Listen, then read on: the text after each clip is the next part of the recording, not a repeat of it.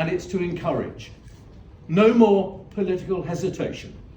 We need reform of the Gender Recognition Act, a comprehensive ban on conversion therapy, and an end to auctioning the rights of particularly children in relation to inclusive RSE in schools, and a cross-party commitment to deliver on equal rights for all, including trans women, trans men, and trans teenagers. We have nothing to fear, absolutely nothing to fear from equality, and dear friends, we have everything to gain. Indeed, I believe it defines us as a country and the kind of society that we are. So now, to someone that I greatly admire, Arthur Kayima. Let me just read you a little about Arthur, although he really doesn't need anything read about him at all. He is a Ugandan gay asylum seeker. He seeks asylum, seeks refuge. He's an activist and human rights defender whose campaign for global LGBT+ equality is solid, despite the threats and the hate from back home. He says, and I quote, "For my compassion, integrity, hard work, resilience, and most of all my limitless love for others, regardless of their being different, my country has instead paid my goodness with discrimination and wishing me death because of my sexuality. Unfair indeed." Unfair indeed. Please welcome Arthur Kayima.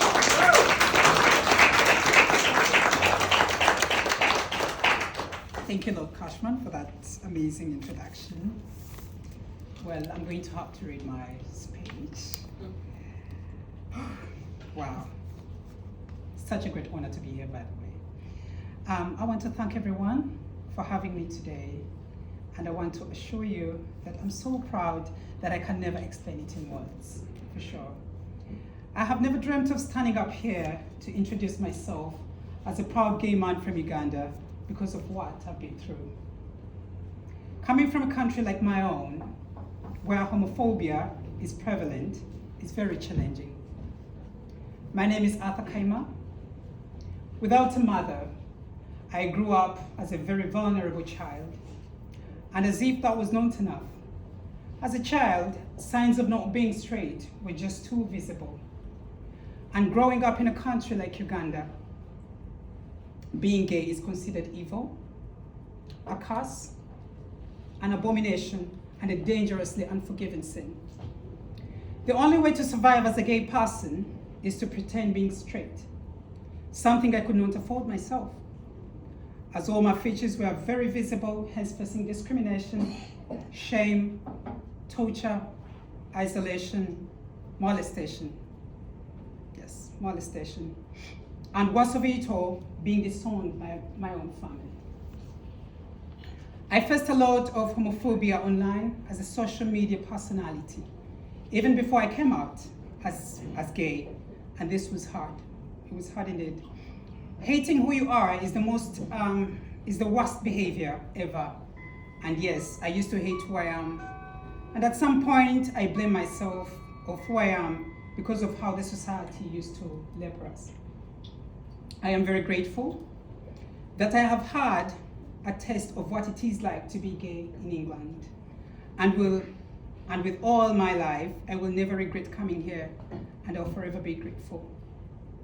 I will never ever regret the day I packed my suitcases to come to England, and I will never regret making a decision of seeking asylum in this country 6 months ago, after realizing the rights and freedom of people like me can have in England unconditionally.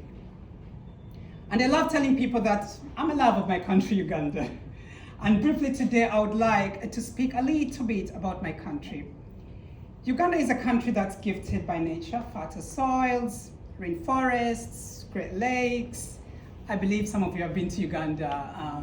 You've been to Uganda, right? Yeah, Great Lakes, the source of Nile River, the longest in the world, by the way. Good food, among others.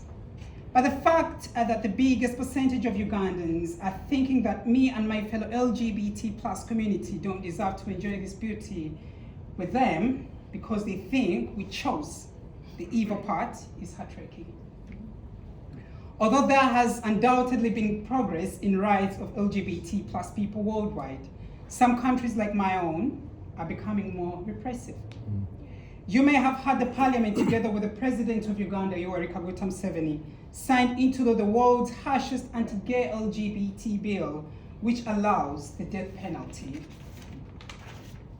for homosexual acts, long serving in prison for promoting homosexuality, or renting a room to a gay couple.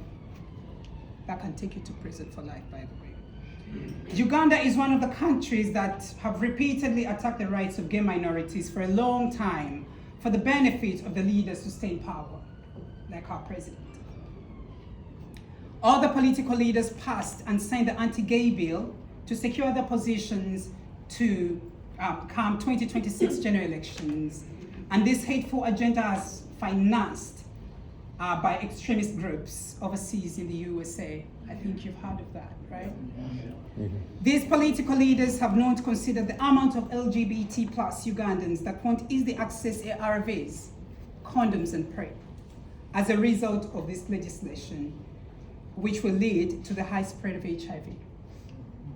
As well as this, suicidal thoughts, depression, anger, hate, and mental breakdown, especially within the youths that are still struggling with their sexuality in Uganda, is going to skyrocket because of this discriminatory bill. Some of the major reasons my country is not progressing as well as it should includes issues such as corruption, child marriage, maternal deaths, a deteriorating health sector, embezzlement of public funds, forced labor, human trafficking, and so on. Instead of trying to fix these issues, politicians choose to target gay people. We are scapegoated for this political inaction. No one deserves to leave their country because of who they are. No one deserves to be silenced to an extent of not speaking about their rights in fear of being persecuted. Uganda is not meant for a specific group of people. It is for all of us. I believe everyone has a right to live freely and having their rights protected without seeking refuge in other countries with the purpose of searching equality. I believe that LGBT plus community in Uganda, once are protected and granted equal rights like other citizens, we can also contribute to the development of the country. The freedom of expressing who we are in the United Kingdom is the same freedom we deserve back at home, right? In recent decades, the UK has been leader internationally on supporting LGBT plus rights. I trust they will do all they can to stand with us and push President Museveni to drop this devastating anti-gay bill. And yes, this includes pressing the World Bank to suspend loans unless human rights are respected, and also joining the USA in putting visa bans on proponents of the bill. I know UK will do the right thing. And I call upon every activist, human rights defenders, including those of you here, to help us queer Ugandans educate our people that have been blindfolded by the greedy politicians about our LGBT plus community.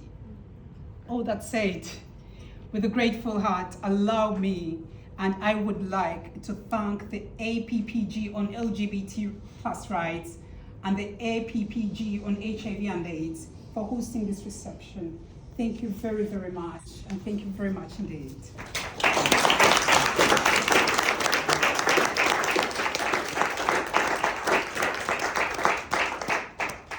I would also like to thank my fellow LGBT group called Out and Proud, led by Abechu Wanuka and Idris Kiemba, sorry. I'm so used to calling him Hortso. Yes, for their tremendous job for comforting and bringing us together to avoid isolation. Jack Atkinson, thank you very much. Thank you so much, together with Stop AIDS UK, for always standing with us through these dark times, and for always sticking to the truth and the real tradition, which is human rights. Thank you, Jack. This Saturday, I'll be celebrating my first Pride. At 32 years of age. After 32 years old, I can proudly shout that I'm free. Great. So grateful.